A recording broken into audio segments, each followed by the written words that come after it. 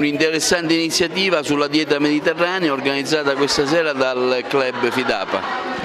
Noi abbiamo reputato opportuno mettere a corrente le nostre socie e chiunque volesse partecipare a questa cosa sui benefici che la dieta mediterranea, che da un po' di tempo in qua viene abbandonata, ha comunque sulla salute e soprattutto su tutte le conseguenze che l'alimentazione comunque comporta per una vita sana. Ecco perché abbiamo invitato il dottore Carrubba, che da questo punto di vista è sicuramente una presenza importante nel territorio e anche all'estero, e ci auguriamo di apprendere delle cose importanti per tutti noi. Oggi si parlerà qui a questa iniziativa della Fidapa di alimentazione, anche in vista della prossima stagione estiva. Che consigli dare, anche quanto è importante oggi una sana alimentazione?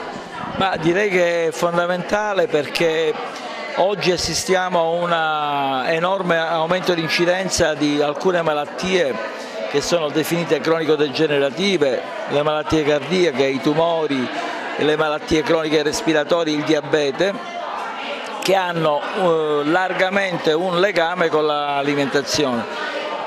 Dal momento che la dieta mediterranea, cioè quella tradizionale siciliana, si sta perdendo sempre di più, ormai è sempre molto poco presente sulle nostre tavole, è necessario un recupero di queste tradizioni alimentari per consentire questa prevenzione primaria di queste patologie che sono così devastanti e che colpiscono le nostre famiglie. Quanto è importante oggi mangiare sano, anche per i più giovani che magari fanno un'alimentazione più irregolare? Non c'è dubbio che prima si comincia a fare prevenzione alimentare meglio è. I nostri giovani hanno adottato delle modalità, dei modelli alimentari che non sono nostri, perché sono quelli americani, quelli dell'Occidente, quelli anglosassoni, che sono ricchi in grassi animali e in zuccheri, in alimenti raffinati a alta densità calorica, e poveri invece di fibre, di vegetali e di frutta. Bisogna recuperare queste tradizioni sin da piccoli.